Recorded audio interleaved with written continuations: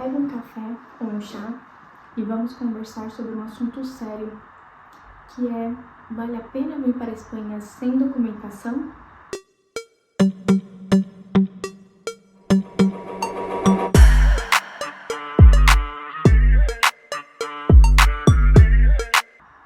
Então eu tenho aproximadamente uns 20 minutos ainda, antes do Pedro acordar da soneca, para a gente conversar sobre esse assunto que muita gente procura a gente lá no Instagram, vai perguntando como que é vir para a Espanha sem estar com um visto, sem ter uma documentação, como é viver aqui ilegalmente.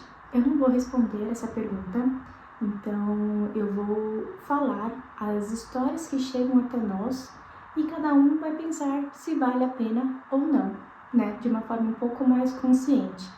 Porque a gente vê que muitas pessoas acabam divulgando uma ideia, talvez da sua realidade, mas às vezes um pouco fantasiada e um pouco ilusória do que realmente como é estar aqui. Então eu vou repassar, eu vou ser a comunicadora das histórias que chegam até nós, das pessoas que chegaram até aqui, que estão aqui ainda, sem estar com documentação, né? E vou por pontos. O primeiro ponto é como estar aqui ilegalmente, né, na Espanha, para arrumar trabalho. Eu vou dizer, posso dizer das pessoas que nos procuraram, que está aqui nas Astúrias, né, que é uma região não tão turística, é uma região menor, e posso dizer que mais de 4 pessoas já nos relataram que trabalharam por um mês em serviços sem estar com documentação e no fim não foram pagas. Então elas trabalharam por um mês inteiro, 30 dias de trabalho, acordando cedo, trabalhando pelo menos 8 horas por dia, chegou no fim do mês não receberam salário. E vai reclamar com quem? É isso. E isso não foi uma pessoa, não foram 2 pessoas que relataram isso pra gente e infelizmente acontece, tá? E antes das pessoas falarem, que isso é coisa de brasileiro, que é brasileiro que faz isso com brasileiro, não, eram espanhóis que resolveram não pagar as pessoas que trabalharam para elas. O segundo ponto em relação ao trabalho é porque hoje em dia está tão difícil, né, de se encontrar trabalho sem estar com documentação. Porque se a polícia ou se acontece qualquer tipo de denúncia e é verificado que a pessoa está trabalhando sem documentação, o que eu digo? Sem número de estrangeiro, sem visto, sem contrato de trabalho, ou não só a pessoa que está ilegal vai receber uma multa e de repente pode ser preso ou ter o passaporte apreendido e receber uma carta bem carinhosa para retirar do país, como o empregador vai receber uma multa bem gorda em relação a isso. Então, por conta disso, muitas pessoas acabam ficando com medo de empregar pessoas que estão sem documentos para poder estar trabalhando. Então, por isso que hoje em dia, pelo menos em 2025, está cada vez mais difícil encontrar esse tipo de trabalho. Não que eles não existam, não é isso que eu estou falando. É muito provável que você encontre mais oportunidades na área da construção civil, como cuidadora de idosos, cuidadoras de crianças, limpezas de casas, esses tipos de trabalhos, né? Mas estou dizendo que cada vez mais está difícil, cada vez mais há fiscalizações e infelizmente isso pode acontecer. Então fiquem cientes de que essas situações, essas circunstâncias acontecem, infelizmente. Outra questão, eu digo pela gente, uma vez que nós sempre ficamos, né, com visto aqui na Espanha, só que o nosso visto de residência não lucrativa inicialmente não nos permitia trabalhar. E quando passamos para o visto do arraigo, que nos permitiu trabalhar, ainda assim não foi tão fácil encontrar trabalho com documentação. Demorou aí um mês e pouco para o William conseguir um trabalho, e depois ele mudou de trabalho. Também não foi fácil essa transição. Isso porque aqui nas Astúrias o transporte público ele começa a circular por volta das 7 horas da manhã, e dependendo do trabalho você tem que chegar às 7 horas da manhã no trabalho. Então você precisa dispor de um carro ou de algum outro meio de transporte que te leve até esse local de trabalho. Então, durante as entrevistas, as pessoas perguntam se você tem carro, e se você não tem, você acaba já sendo dispensado do processo seletivo por conta disso. Então, foram algumas boas oportunidades que nós perdemos por não termos carro. Tá? Então, esse é um outro ponto. E você só consegue fazer a troca da sua habilitação se você tiver com o NIE. Então, é um outro ponto que quem não tem documentação tem que pensar aí.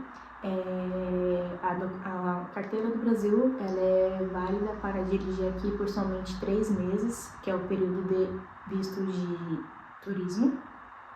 Passado esse tempo não pode mais. E pelo menos aqui no norte, né, nas Astúrias, acontecem bastante blitz, né? Então eles param mesmo, perguntam sobre a sua documentação, sobre a documentação do carro. Então, pelo menos aqui em Oviedo, a gente vê bastante com uma boa frequência. Então, a gente acha bem arriscado dirigir sem estar permitido. E é um outro ponto que é importante a gente trazer para vocês. Saindo do âmbito do trabalho, entrando na questão da moradia, o que acontece hoje em dia a gente está mais ou menos uns 6 meses que a gente está procurando uma outra casa para morar, ou para uma casa um pouco maior. Só que a gente não consegue por conta do orçamento.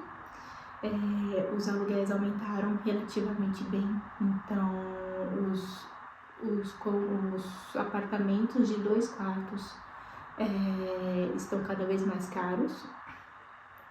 E quando a gente encontra um apartamento que essa não seja verde, o quarto amarelo, o corredor laranja, a cozinha vermelha, né?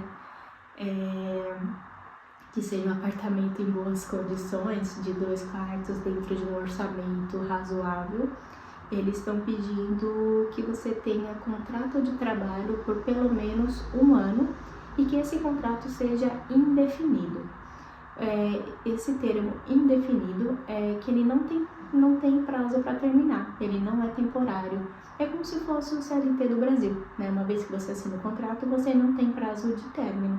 É a mesma coisa aqui, só que não é tão fácil, não são todos os lugares que te oferecem esse tipo de contrato de trabalho. E para alugar uma casa, eles estão pedindo pelo menos 1 ano de contrato de trabalho indefinido e os últimos 3 olerites ou 4 olerites, que é as nóminas, que eles chamam aqui, para provar a sua renda. Então, como nossa documentação saiu em meados de fevereiro e o William começou a trabalhar em meados de março, não temos 1 ano de contrato de trabalho e agora ele está trabalhando por temporada, né, com um contrato temporário. Então não temos esse contrato indefinido, ou seja, faz 6 meses que estamos procurando um apartamento maior e a gente não consegue. Além disso, tem a questão da criança, né, do Pedro, que quando você fala que você tem um bebê, uma criança em casa, já fui recusada por conta disso, porque aqui existe uma lei chamada Ocupas, uma vez que uma família que mora num piso, num apartamento, numa casa, e possui uma criança, Se de repente ela resolver não querer mais pagar o aluguel, ninguém vai poder tirar ela de lá, porque por conta de direito e proteção da criança. Então, infelizmente, com certeza eles tiveram que tomar essas medidas, né, porque nada por acaso. Então, existem pessoas que realmente têm muito receio quando fala que você tem criança por medo de receber calote. Então, esse é um outro ponto. E aí, as pessoas que vêm sem documentação dificilmente conseguem alugar casas, apartamentos inteiros só para eles. Eles precisam procurar quartos e dividir os apartamentos com outras pessoas. E aí você para e pensa como que é morar dentro de um quarto, dividindo uma casa com pessoas estranhas que você nunca viu na vida, com outras rotinas, de repente com a sua família, com um filho, etc. E aí vai da consciência de cada um. Não é uma situação incomum, é bem comum, na verdade, e infelizmente isso pode acontecer. Então, tenham isso em mente, que é muito provável que pode acontecer com vocês também, e enfim, essa é a realidade. E quando eu falo que eu tenho um filho e um cachorro, dificulta um pouco mais, mas seguimos firme aqui. Graças a Deus, o nosso apartamento a gente não precisa dividir com ninguém, mas estamos à procura de um outro apartamento há 6 meses e não encontramos. Em relação à saúde, se as pessoas vierem para cá e recebem informação que a saúde é de graça, é gratuita para toda a população, e sim, de fato ela é. Porém, você só consegue ter um atendimento gratuito, o direito à tarjeta sanitária, né, a saúde daqui da Espanha, depois de 3 meses de empadronamento. O empadronamento, eu já falei aqui outras vezes, que é o registro que você está residindo naquele local. Também é um outro fator, uma vez que você está sem documento, nem sempre as pessoas querem te empadronar, registrar que você está morando naquele local. Então pode ser um pouco mais difícil, principalmente quando se aluga quartos. Mas isso é mais fácil de você conciliar, conversar e conseguir o empadronamento. Mas pode acontecer. Então, o empadronamento é esse registro na cidade que você está morando naquele determinado endereço. E você só consegue ter direito a ter seu cartão de direito à saúde aqui depois de 3 meses de residência com empadronamento aqui na Espanha, tá? Isso independente se está com número de NIE ou não, mas precisa ter esse tempo de 90 dias de residência aqui. Então, se por acaso você vem, tá sem documento, não tem um seguro saúde, nada assim, passa mal, precisa ser atendido no hospital, você vai ser atendido, né, obviamente, mas uma conta pode chegar na sua casa e vai chegar uma conta bem gorda. Então, é um outro ponto que precisa ser lembrado e colocado no seu planejamento financeiro quando vocês vêm para cá, seja com documentação ou sem documentação. Isso muda um pouco para pessoas que estão grávidas. As gestantes que chegam aqui têm direito, por lei, de serem atendidas antes dos 90 dias de empadronamento. Então, no momento que você chega, você tem o seu empadronamento, você pode procurar o posto de saúde e solicitar a sua consulta com a enfermeira no posto de saúde para iniciar o seu pré-natal, para ter esse atendimento médico antes dos 90 dias. E é isso. Cada vez mais está difícil morar nos grandes centros. A gente ama Oviedo, a gente sempre fala isso nos nossos stories. A gente ama essa cidade, a gente adora ela, mas realmente cada vez mais está difícil a disponibilidade de pisos aqui, né? Não é um problema das Astúrias, não é um problema da Espanha, é um problema da Europa em geral, mas é uma questão muito importante que vai afetar não só, né, no seu planejamento, mas no seu dia a dia e bem-estar. Então, baseado nesses fatores que eu levantei, em todas essas problemáticas, você pode decidir por você mesmo se vale a pena ou não vir para a Espanha sem documentação.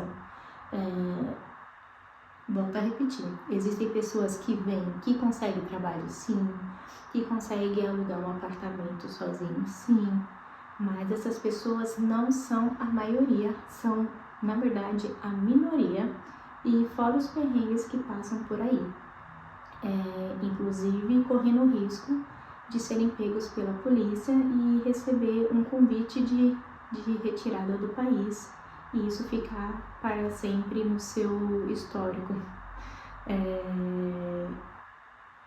dentro do país, né, dentro da União Europeia. Então, cada um é isso. Quando as pessoas vêm perguntar como é que está a situação de moradia, como é que está a situação de emprego, essa situação que está agora que vos falo, tá bom?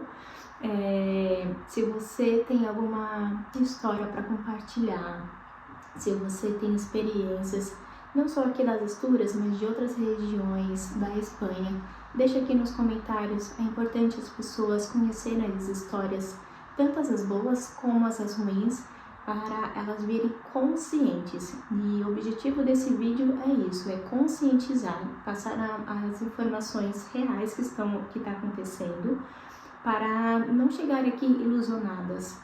E eu acho que antes de mais nada é isso, né? Quando você imigra, você primeiro precisa ter um planejamento, um plano A, o plano B, o plano C e o plano D, e o planejamento financeiro acima de tudo, tá bom?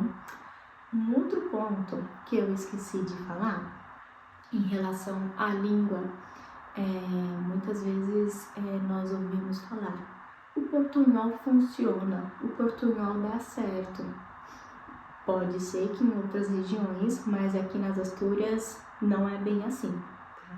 Talvez por ser realmente um local que não está muito adaptado ao turismo estrangeiro, né? Eu digo isso em relação a Madrid, Barcelona, Valência.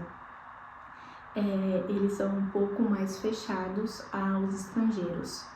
E uma vez que nós estamos aqui, nós somos tão estrangeiros quanto colombianos, paraguaios, chilenos, argentinos. E só que a diferença deles pra gente é que eles têm o espanhol como língua materna e nós não. Então, entre uma vaga de emprego que eu sou muito boa no que eu faço e outra pessoa, um colombiano que é muito bom no que faz, o meu espanhol não está muito bom, obviamente ele vai ser selecionado e acontece. Então, é um outro fator que a gente pecou, a gente não estudou, a gente não se esforçou muito em estudar espanhol, porque a gente pensava, o portunhol funciona, pelo menos aqui não, tá? Então, estude, pratique, fale e venha com o melhor espanhol que você puder, porque isso com certeza vai te mais abrir portas do que fechar. Eu espero que esse vídeo seja um veículo de conscientização e um meio de informação para as pessoas que queiram vir para cá, independente se com visto ou sem visto, mas que não se deparem com uma realidade diferente do que realmente é.